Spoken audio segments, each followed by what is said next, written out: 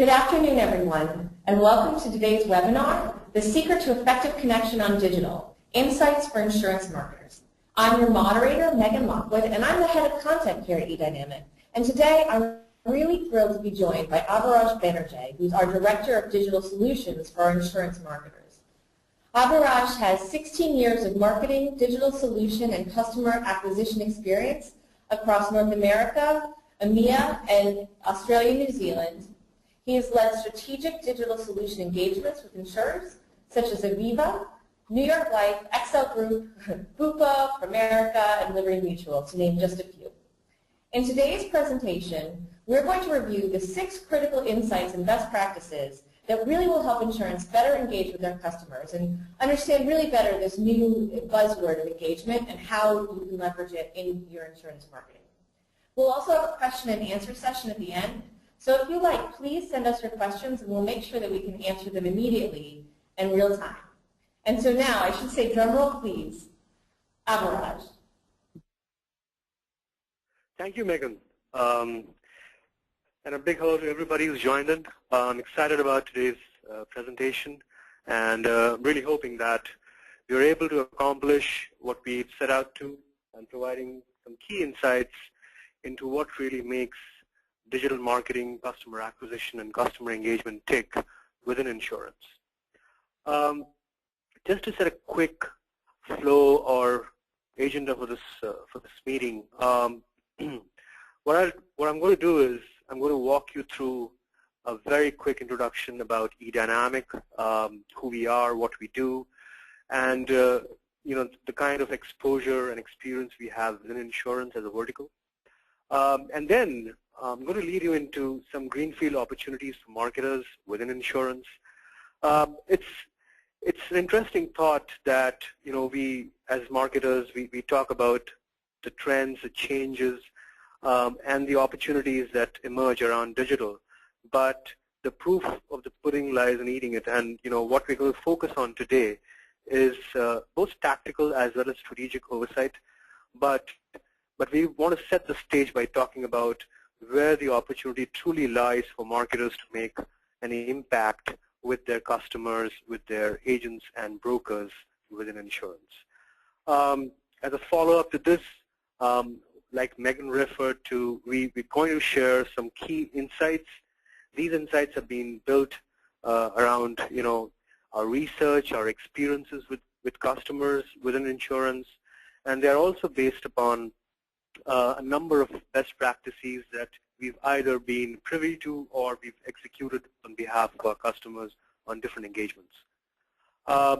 We'll kind of wrap up today's webinar by talking about maturity, and that's an important term in the overall scheme of digital marketing. Every customer is different and every marketer has their own set of challenges to face and conquer. So it's important to know where you are before you want to go forward. And finally, we'll wrap up with a few key takeaways for all of you folks, hopefully, which is kind of the way ahead in terms of some action items and some immediate steps that can be taken to improve digital marketing, customer acquisition, and engagement. Okay, so I'll start talking a bit about eDynamic. We are a digital solutions firm. We're global in our business, spread across North America. We are present in Europe, the Middle East, and in India. We provide strategic customer lifecycle marketing for insurers, and we have expertise that is really driven by design, specialty, and our experience with all kinds of contemporary digital marketing technologies. We have more than 10 years of experience in this vertical and have delivered a lot of projects for different customers with different challenges.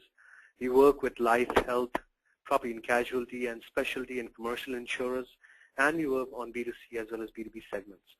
As far as our differentiators are concerned, where we really work with marketers in several key areas. One of them is improving customer acquisition, and then we also work with marketers and operations folks within insurance on improving channel enablement, agent empowerment solutions, really effectively working with your channel and helping them sell and market your products better.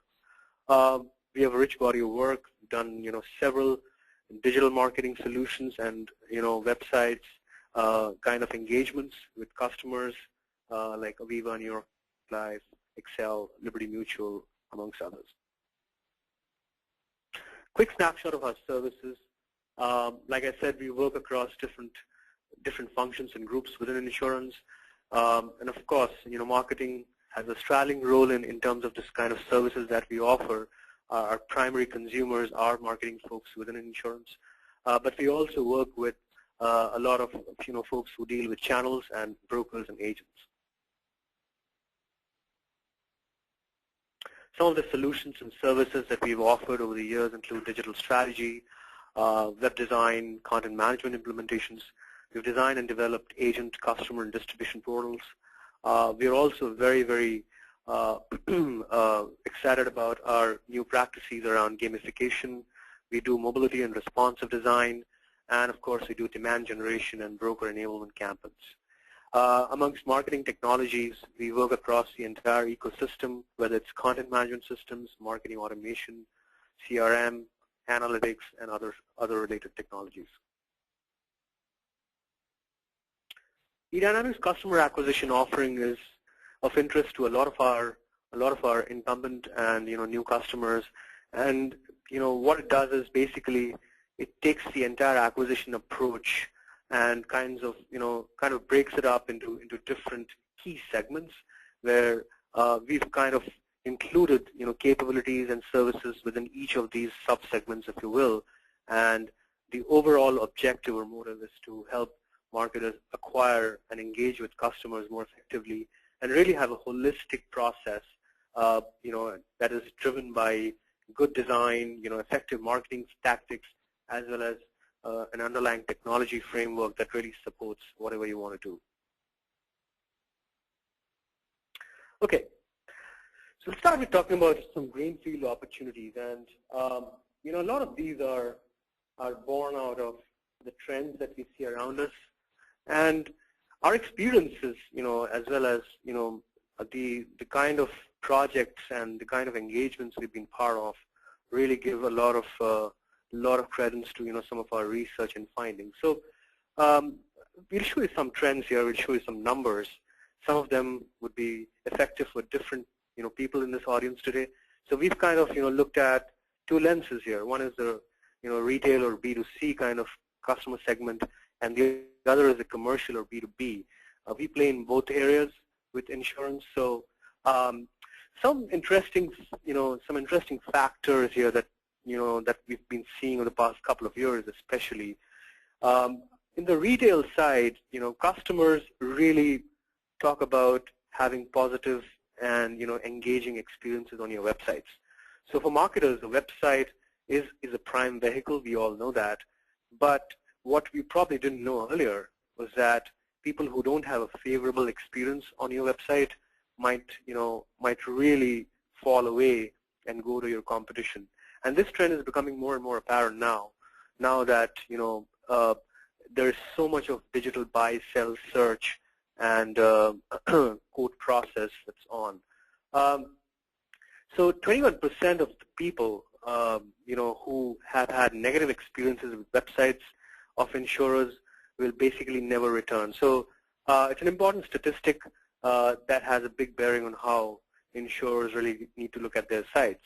The other is around functionality and tools on your site, and again, these are some statistics that you see, but improving quote performance has a direct bearing on how customers can basically come to you, or basically turn from lead to customer over a period of time. End customers and prospects have historically had issues, problems, and frustrations in requesting for quotes, finding policy information. And where we stand today, I think there's been a sea change in the way insurers have approached these areas, and they're improving all the time. But there is room for improvement, and these research pieces that you see here are all latest research. They are from 2012, 2013. So things are changing, but probably not at the rate at which they should. On the B2B side, where products can tend to get more complex, There's a big broker cycle. There are wholesalers, there are retailers, so it's probably a longer chain. Again, almost 85% of brokers last year, said on record that they want to place more business with carriers that offer more useful websites. And this has been a growing trend over the years because brokers depend on their carriers to really provide the kind of thought leadership, incentive, branding, and product information that they themselves might not be able to provide at all times. Again, 70% of brokers, really wanted personalized engagement, and this is I was part of some recent events at Luma and last year at Limra, which was more life insurance related. But generally, the findings and the conversations, they're hinged around the fact that brokers, agents, channels, they want to have one-on-one conversations with carriers. In a lot of instances, with carriers that are working on either licensed brokerage models or they're working on open modes where basically they basically can be sold, their products can be sold by any broker. But increasingly the trend is that whether it's an open mode or it's a licensed model, brokers want to have direct conversations with carriers.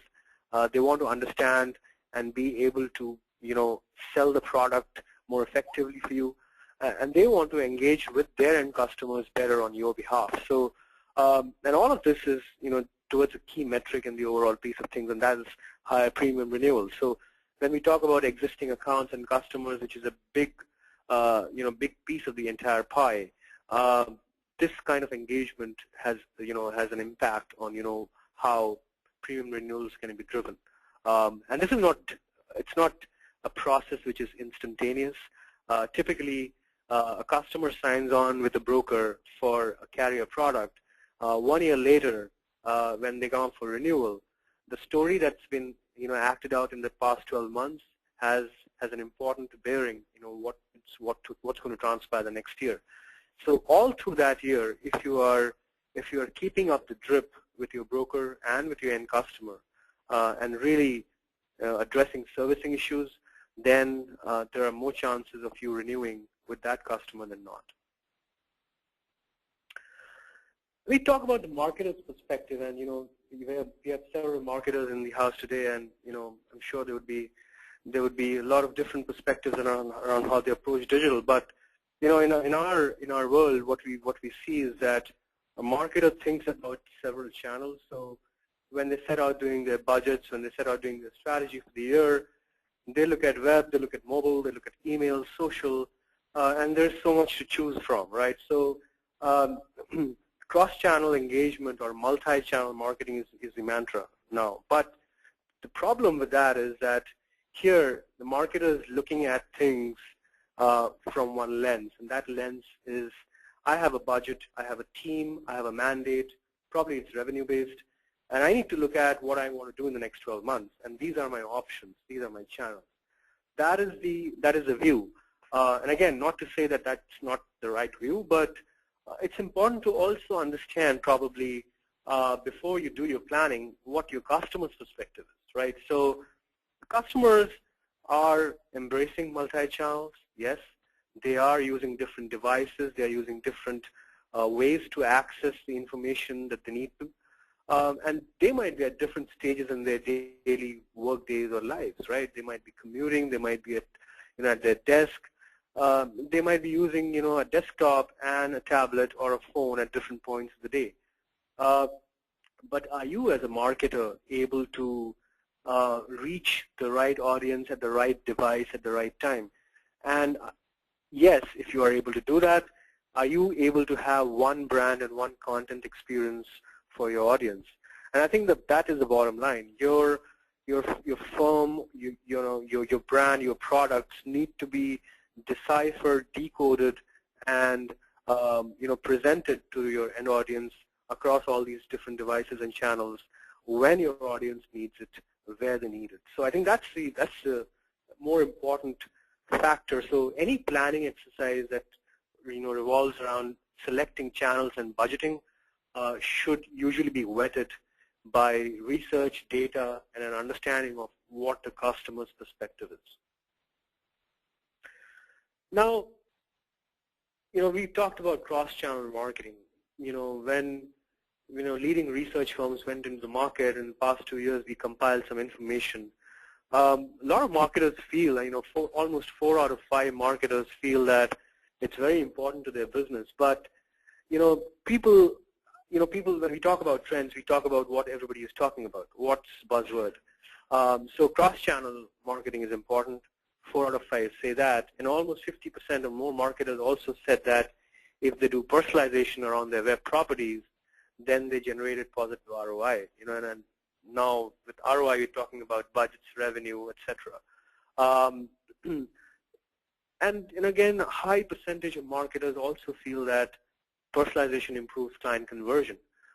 This is something which has increased, and if you were to look at data for this year, this number would probably go up to somewhere around 80%. So website personalization is important. We get that, but the fact is that even though most people feel that it's important, but they really don't know how to incorporate it, and that's basically the ground reality. So we're going to be talking about this a bit today, as part of today's webinar. But I want to give an example of how what's out there in the market, what's being heard everywhere, might not be actually getting translated in real terms. So let's take an example of personalization, and this section we are covering greenfield opportunities, and this, more than anything, probably is a greenfield opportunity where a lot of control is in the hands of the marketer, which is for starters, it's a must-have, right? So when we talk about personalization and it being critical, we should look at aspects like user profiles. So you have customers, you have prospects, you have repeat visitors, you have accounts, and you have their information on your systems.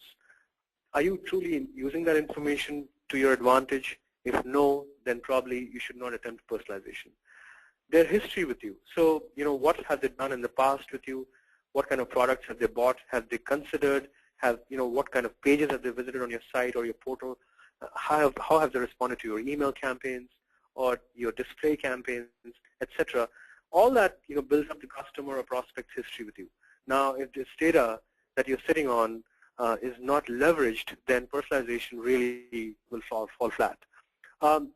What's also important is to kind of extrapolate and look at aspects like how they found you, what search terms have been using to find you, or have they looked at a paid campaign, a tagged one which has a URL which you're tracking, etc., etc. So it's important to know how they're coming to you, how they found you, and what are they doing right after they get to you. Is there a pattern that is emerging? Analytics will tell you this is standard analytics, but it's important to see what their behavior is when they do get to your web property.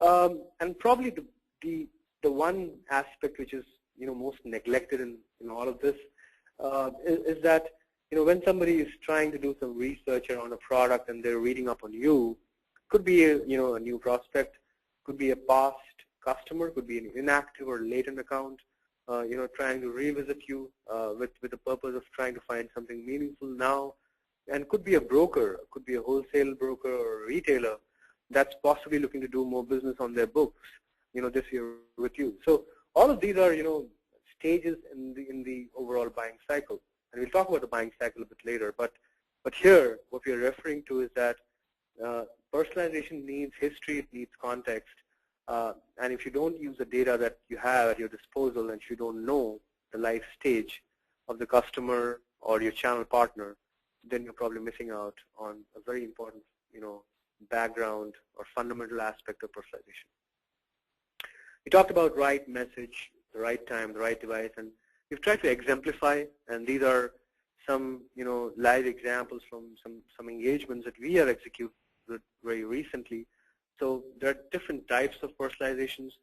This is probably a more B2B example that you see right now, where we've done personalization based on location, and also driven by, practice pages. So, with a lot of B2B insurance marketers would identify with this.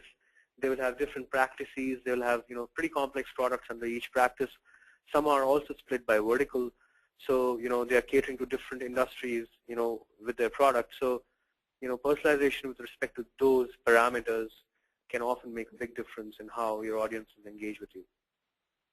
Device-based personalization is the easy thing. A lot of insurers have already done this or are on the way to doing this. Doing different versions for different devices is not the thing to do. Doing one experience for all devices is probably the way if you've not already ventured down this path. So I think the net of greenfield opportunities really is to look at starting small and trying to grow big. And the important thing here is that marketers are moving down the right path. A lot of marketers are showing interest in how they want to treat returning customers or return visitors. What kind of things can they do in their capacities as marketers to be able to acknowledge and identify these people? Looking at geo-targeting is a very low-hanging fruit that should be done right away by marketers. And also, starting with vertical industry-based targeting. Looking at IP lookups, wherein you identify a particular prospect by vertical, by business, and then try and personalize in real time. These are steps that some marketers have already started taking, and in our opinion, they're certainly moving down the right path.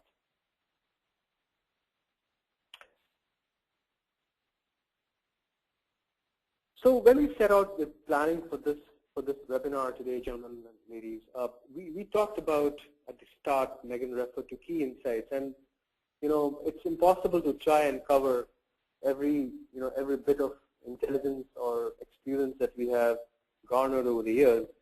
But what we've tried to do today in this section is to talk about a few key things. And there's many of them, believe me, but for the sake of today's conversation, we'll talk about a few fundamentals. We all know that digital has changed the game. It is changing the game every single day, and marketers are being driven to act and move up the curve. Try and really leverage the opportunities that they have that digital has shown up.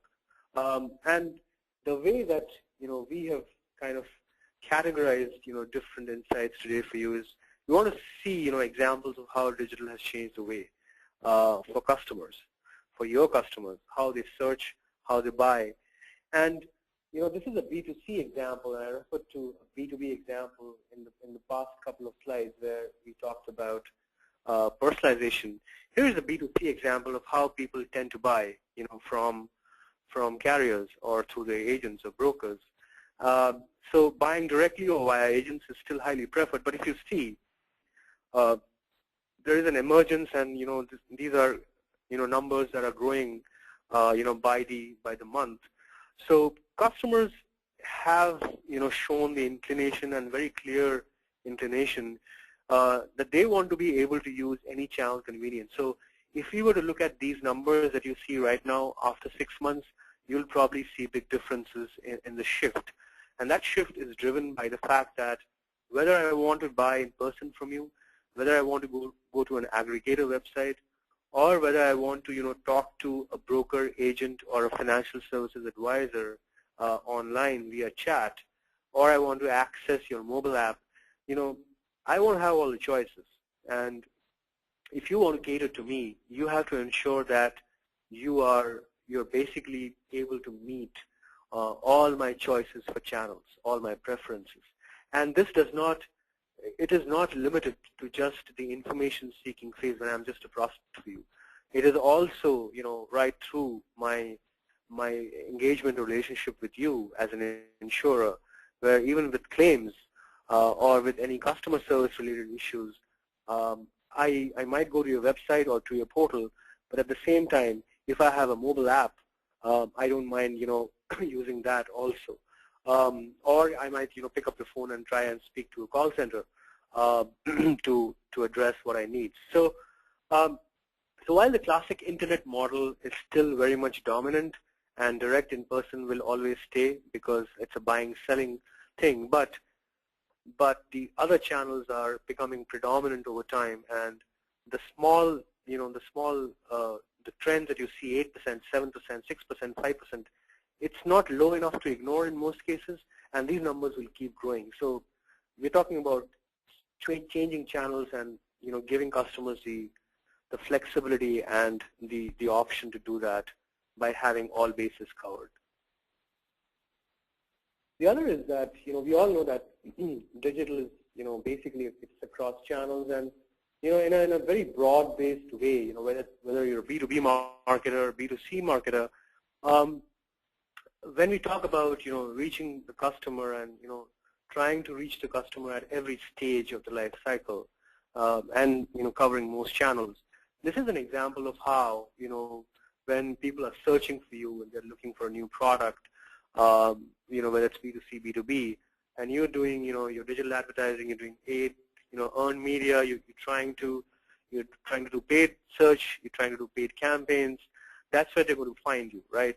And then they'll move on to evaluating you vis-a-vis other products, other brands, other insurers, and that's where social media has really become omnipresent. Where in terms of forums, boards, profiles, where we have reviews available, you have peer-to-peer conversations happening for different brands under one roof. So the evaluation stage is heavily optimized or heavily influenced rather by social.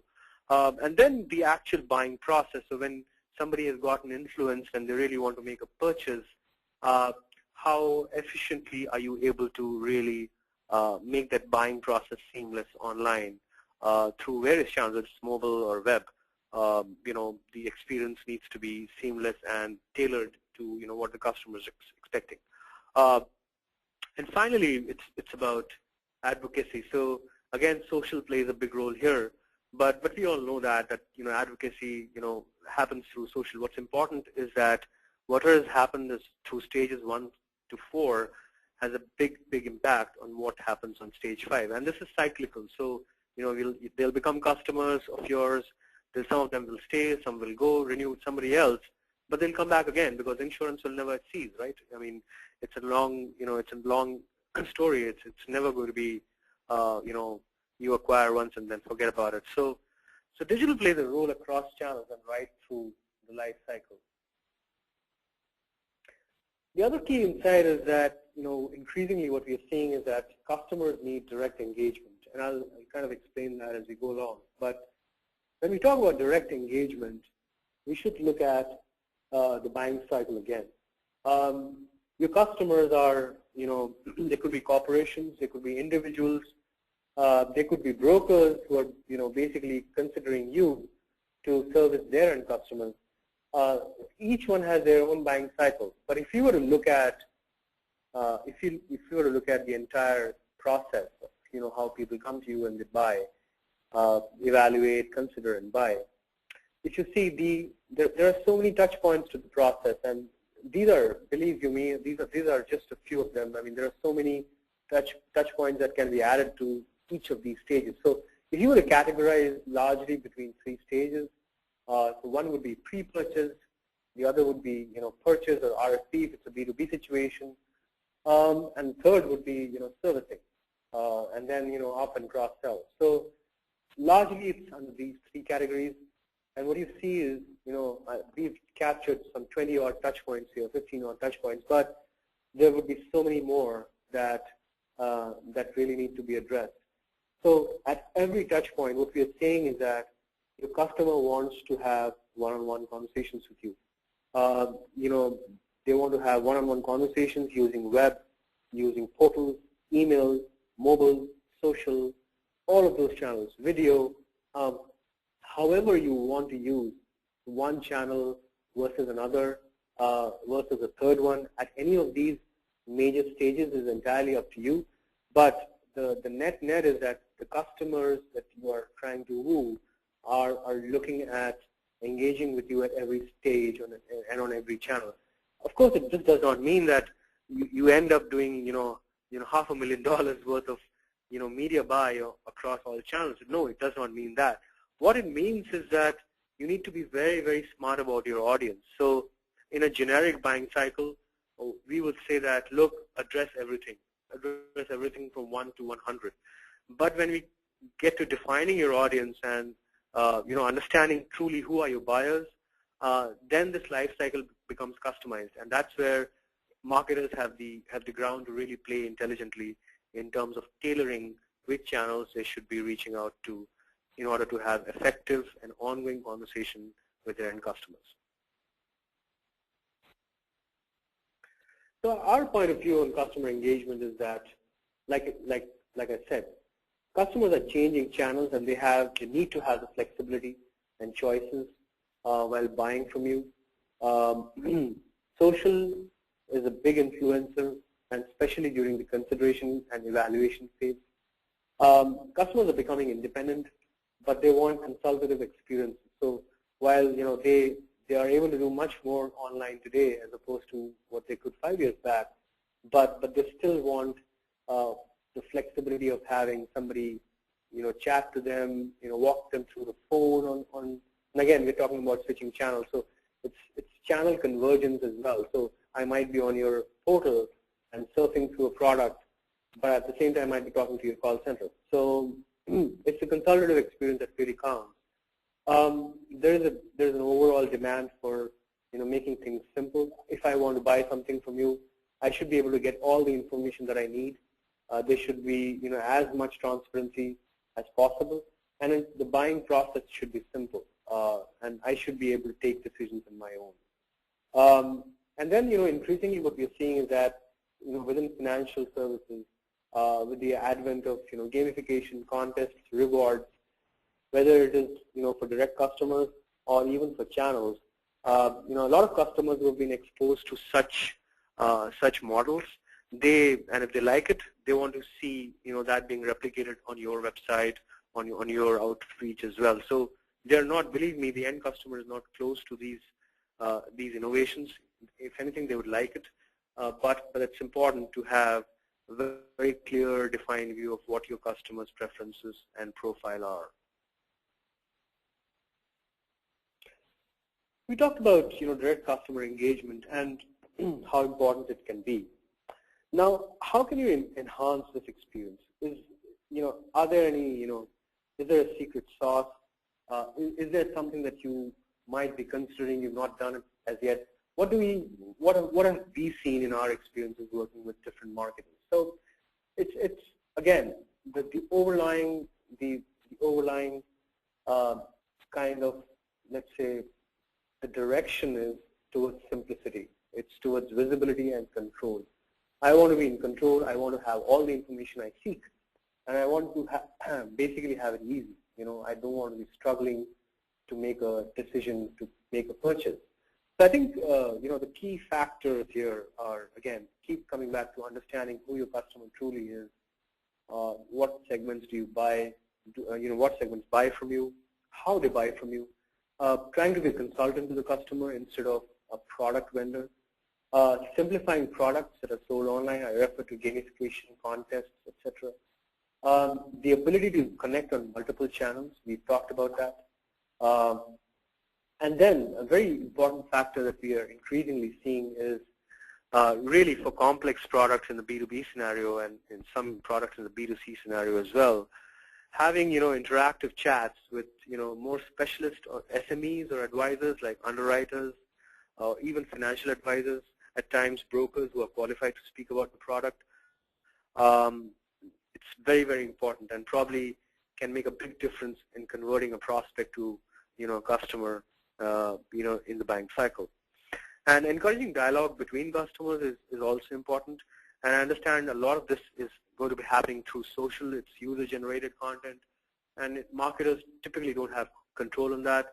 But the key thing here is that if customers are speaking about you, then they're still talking about your product, your brand, and unless there's been a big customer service issue that's happened around your product, they're less likely to talk about negatives.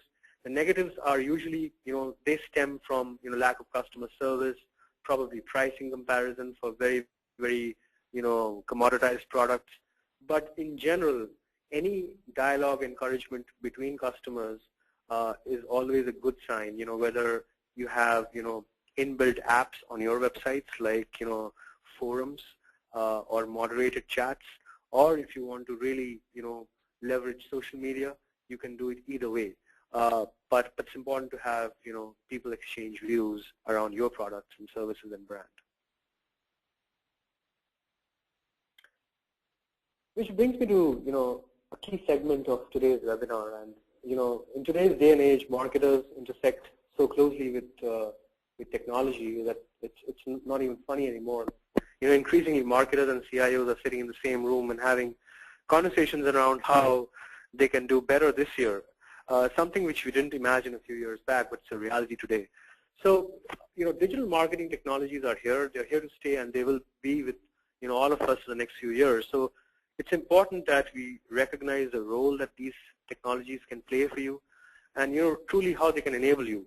And it's just about pulling some switches and levers. It's not all that difficult. For those that have not embraced some of these technologies, it might appear to be difficult at the start, but it's not. Trust us, we are in this business. We've been working with customers around these areas, and what we're going to tell you today is the impact. And once you see the impact, it really becomes an imperative to adopt, or even enhance your use of, marketing technologies. So I've tried to exemplify it through, let's say, a sample B2B scenario. So we referred to the buying cycle several times today, and here's a sample scenario where we walk through the life cycle. And what's important to see here is that right from the time you pull in, your audience to you, whether it is through search, display, PR, social, webinars, trade shows, seminars, email campaigns, and there's a bunch of offline things that you might be doing, or that are common in your function. Once all this traffic is generated, it comes typically to landing pages, websites, microsites, and what have you. And it's here that, the role of marketing technologies truly starts. Not just serving up the right content, but understanding who's coming from where, what are they looking for, and really giving the marketer the ability and control to serve up what their prospects are looking for. It's an important consideration, because if you're not able to move the needle from awareness and interest to learning more about the product and then further on, then you might as well be losing 90% of the traffic that you've generated and worked so hard to generate. You've spent a lot of marketing dollars to generate it, but are you able to engage that traffic optimally enough through serving the right content and experience? So your website and what lies under your website becomes very, very important. And as we move along further, once, let's say, you've captured some interest within your traffic, and they are now leads for you, are you able to truly engage with those leads till a time where they're ready to make a purchase decision? So what you see on your right is a justify and validate stage, where you are trying to figure out if this is a serious customer or if it's just information research that they're doing, and the customer is trying to validate your product against his needs, and they're also comparing your product to other products. So it's at this stage where we talk about nurturing, we talk about lead scoring, we talk about segmentation of leads, and we talk about really taking the leads all through, not leaving them, not abandoning them, but keeping contact with them right through the time till they either become a customer or don't, right? And then as we move along further, once if you acquire customers and they do go into a system, there is a bunch of systems with all insurance, with all carriers that basically record customer information. You have CRMs, you have claim systems, you have customer service systems. There's a variety of technologies that this data will go through. But for the interest of today's conversation, we'll talk about CRMs. And when somebody becomes a customer, the onboarding in early engagement processes typically should be driven through a CRM. And all the data, all the history of this customer going from this point onwards should be captured in the CRM. It's often the case where a lot of carriers also transition leads to brokers, agents, or their channels. And again, if you have a central CRM that tracks everything, or at least tracks everything with your leading brokers, then what you're sitting on is a gold mine of information about true end customers and what has been their history and experience with you right from the time they became a customer with you. So the next time when you repeat the same cycle next year, you will be sitting on some really, really good information and data around customers, so that you can truly do some excellent and customized marketing to the same set of customers. So marketing technologies are playing a role. So let me give you a quick example here. We've talked about personalization. We've talked about bringing in context to marketing moves and tactics. Now, what smart marketers are really doing is they are directly engaging at every step, like we have kind of suggested. But those that are truly doing good demand generation and customer engagement are basically trying to get more and more of their prospects to adopt to their content. This content could be in the shape of blogs, videos, newsletters, webinars. They could be case studies, white papers, etc., etc. But when you produce all this content, it's important that you try and increase how much your prospects are really, or customers are truly reading that content. Are they adopting it? Are they adopting it at the right stage? So if somebody is not adopting your content at an evaluation stage when you want them to, then this content is of no use. So even though your intentions are right, probably the timing isn't good. So there's a lot of small things that need to work together here. But the net message that we want to give here is that if you want to have intelligent and smart content marketing, then you need to reach the right stage of the customer buying life cycle.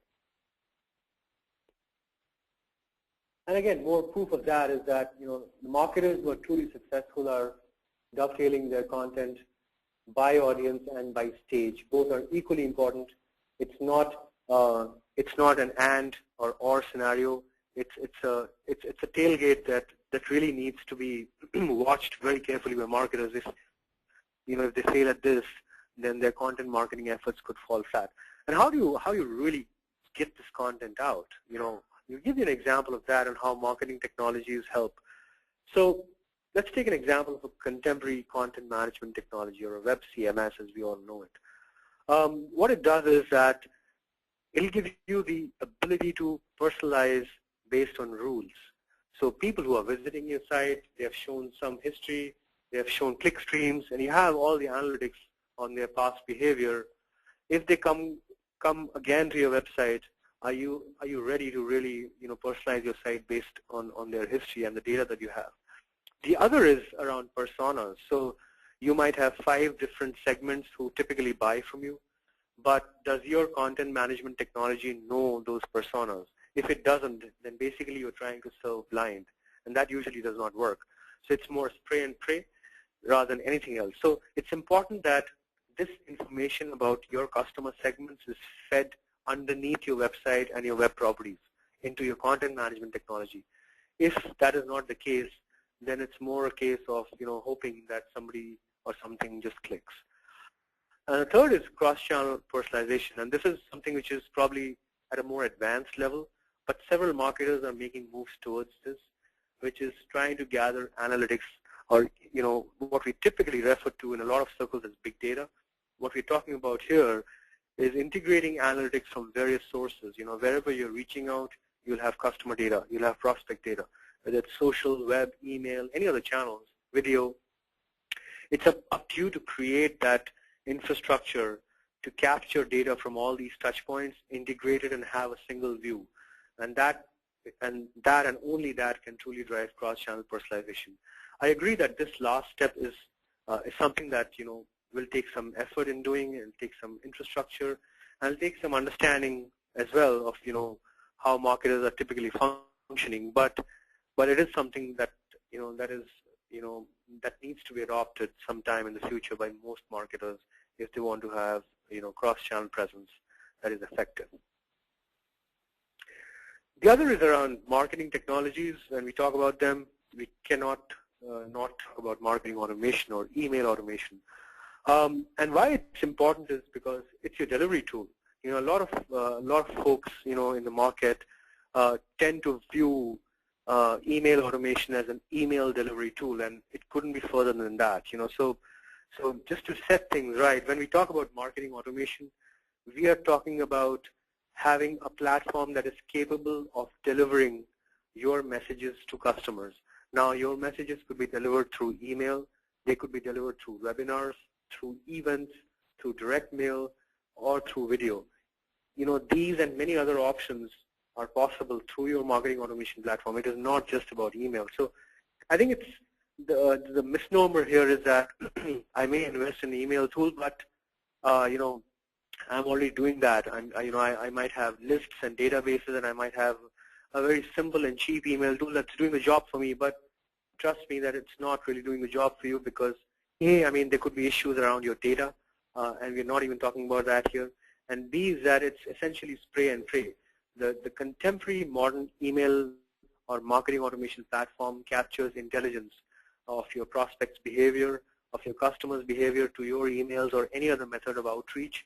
And the contemporary platform can take care of not just email, but just about any method of outreach that digitally you can be ready for, whether it's a web-based thing, whether it's a newsletter, whether it's sending out communication to your brokers through your learning management system. In a lot of instances, we have integrated email marketing tools with the likes of BrainShark, which are used for web-based tutorials for brokers. So just to give you an example, the possibilities here are immense, but the important thing is you think about your objectives, strategy, and programs. I think those are more important because the delivery tool is in your hands the way you want to use it.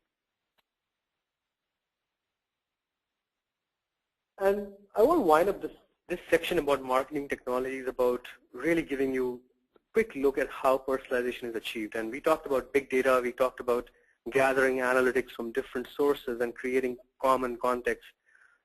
This is what the world is coming to. A lot of marketers are already doing this. Some are moving towards it, and a lot of others are yet to truly appreciate the benefits of what you see right now. But a common customer context can only be achieved when you have intelligence pouring in from different sources. The intelligence that lies within your CRM, within your CMS, within your video or content delivery platform, social, marketing automation. Each of these has customer context, customer data, prospect behavior, all of that rolled into one. But you need to assimilate this data and create a central warehouse from which you can create basically your ideal customer profiles. So to sum up this section, this insight, what I would say is that it's important to see, what kind of content assets are you using? Are you using them at the right stages, and do you have a delivery platform that can deliver this content to the right audience at the right stage? You need to evaluate how leads are being generated right now, and are you truly getting these leads to be engaged with you right through till they make a decision of purchase? You need to have a methodology of lead generation for carriers in the house who are transitioning leads to brokers or handing over leads to agents. It's important that you score, qualify, and nurture those leads before passing them on to your channel, because ultimately it's all about generating more revenue. So the lead quality has to be excellent. And the fourth would be around recommending the right kind of digital platforms to your internal audience and getting a buy-on, basically a buy-in on investing on some of these marketing technologies. Analytics is critical. Marketing automation, CRM, content management, and data enrichment. These are some tools that readily come to mind. And there are so many out there in the market that have excellent capabilities, but it's important that you recognize what you truly need to help you improve your acquisition and engagement. And finally, we talked about engagement several times in this conversation, but when we talk about acquiring customers effectively, it's all about being with your customer all the way through. And probably at the sake of being repetitive, we've touched upon this several times, but I can't state this more than it's not something that to be trifled with. The attention span of your audience is gradually decreasing. They're switching channels. They're moving from one device to the other. They have multiple options. They're going to social. All of this really is a challenge for marketers. So if you don't stay engaged with your audience all the way through, you have literally no chance to actually convert more into customers. And this is the net basically of what this section is all about, is thorough engagement right through the life cycle and not limited to any one or two stages. And finally, I'll take the next couple of minutes to talk about a very important aspect which is around maturity. There are several marketers in-house, and in our experience, the way you want to approach your digital marketing improvement, especially within insurance, is you need to look at where you are. So if you don't recognize how good you are or how good you can be at the moment, you'll never be able to move the needle, forward. So we've kind of, we have a methodology for doing this where we work with customers and help them assess their current stage, and where they are. And what you see right now on your screen is basically just a summary of, what are some key stages in maturity as far as digital marketing is concerned. A lot of marketers that we have worked with are caught somewhere between stages 1 and 2. I mean, they're not really ready for automation, but it's important that they get stage 2 right before they go into automation, because it's about moving one step at a time. A lot of our customers who have entered the automation stage, they're using leading digital platforms like CMS, marketing automation, CRM, and their KPIs are tied to revenue and effective demand generation. But the challenge that they face, is that they're not able to use these platforms as effectively as they should.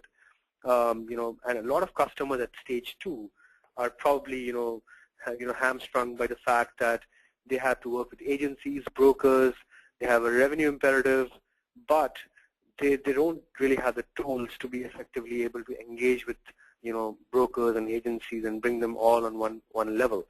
So there are different challenges at every stage, but the important thing is to recognize where you are so that you can keep moving forward. And this is more to, more in that stream where we talk about maturity, we talk about certain basics that need to be done. If you've not done these, then probably automation is definitely not the answer.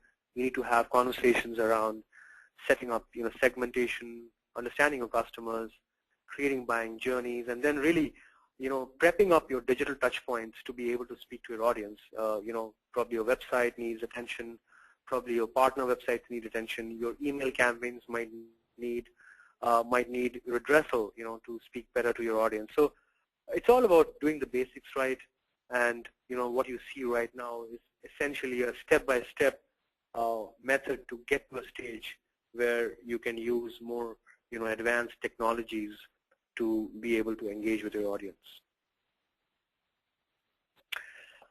So we've covered a fair amount of content in today's webinar, and we've talked about maturity at the end right here, and how you can improve from one stage to the other and keep improving so that you can improve upon your revenue commitments.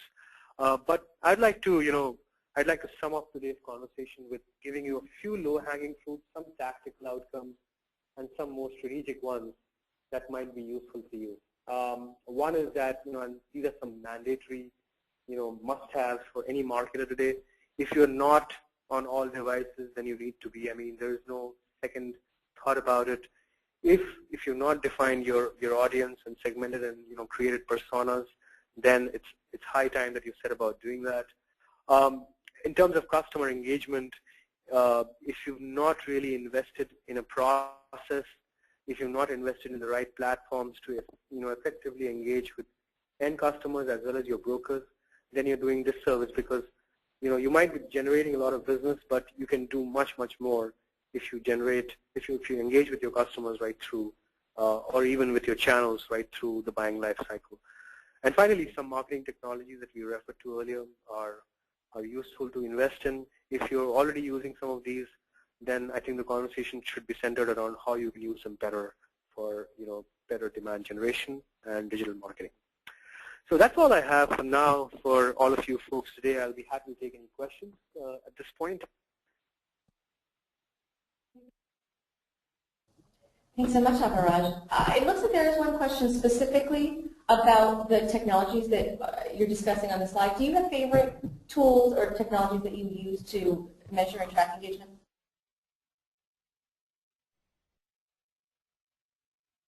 Yeah, sure. I think that's a good question. So I think the measure of engagement, and when we talk about interactive engagement, we often refer to real-time, audience behavior on your outreach.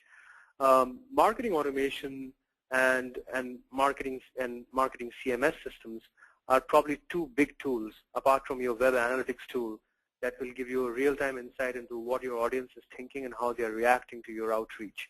You might be saying a lot of good things, but their behavior is recorded. So with every marketing automation platform, you're not just tracking your email or any other campaign performance. You're also tracking what people are doing on your website. So when somebody clicks through on an email campaign and comes to your website or landing page, you're recording that behavior. And then once you do that, you get complete clickstream of how audiences generally progress from a campaign to your website to making more informed research around your product. So there's a clickstream and a history that gets created by default by using these analytic tools. So to answer your question, web analytics, marketing automation analytics, and the CMS itself needs to record any real-time behavior that an audience or a prospect can provide to you.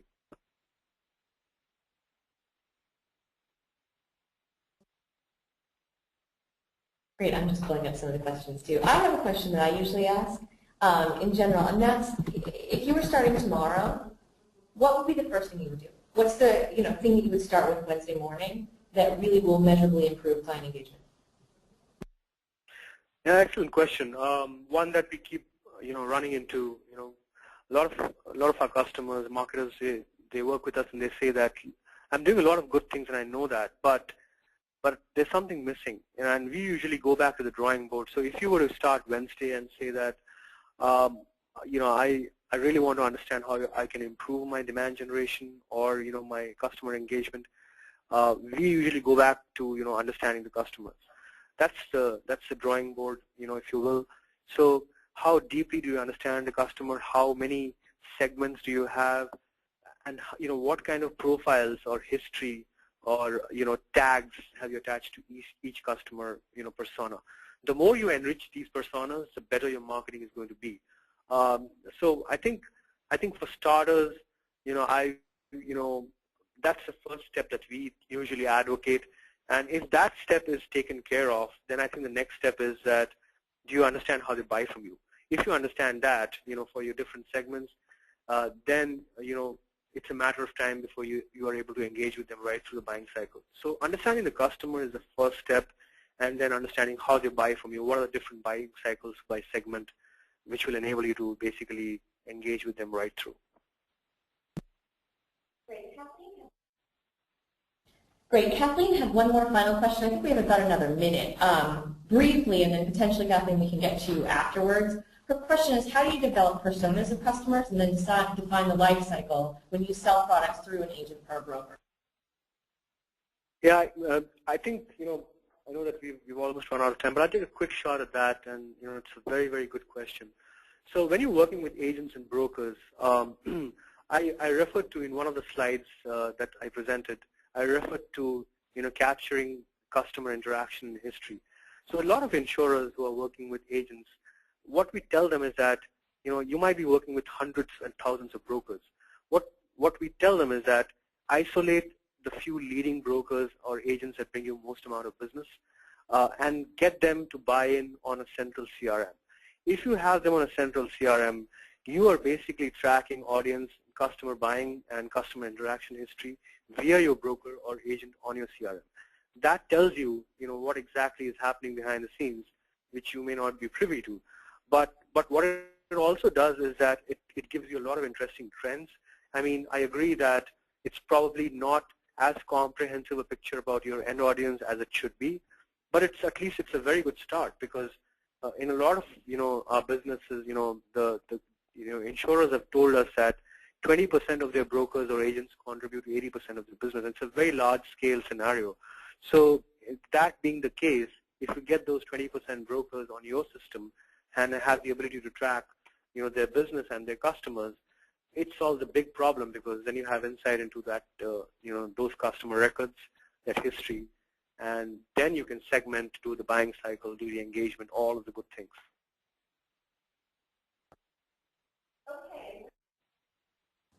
Okay, and with that, I think we are just about out of time. If you want to continue this conversation, you can find us on Twitter at @edynamic, and we can continue to answer those questions right now. I want to thank you all for joining us very much and learning what insurers really need to know about customer engagement. It's certainly a big topic right now, and I think it's really interesting to go through tactically what you can do with the brokers and the different elements in insurance. For those of you who did ask, the recording for today's webinar will be available on our website within the next 3 business days, and we'll also be sharing the webcast URL with all of you via email. In the meantime, you can feel free to please reach out to us at contact@edynamic.net for any further questions you may have, or again, contact us on Twitter or come to thinking@edynamic.net and you can follow up on our blog. So thank you very much once again, and have a nice afternoon. Thank you, everybody.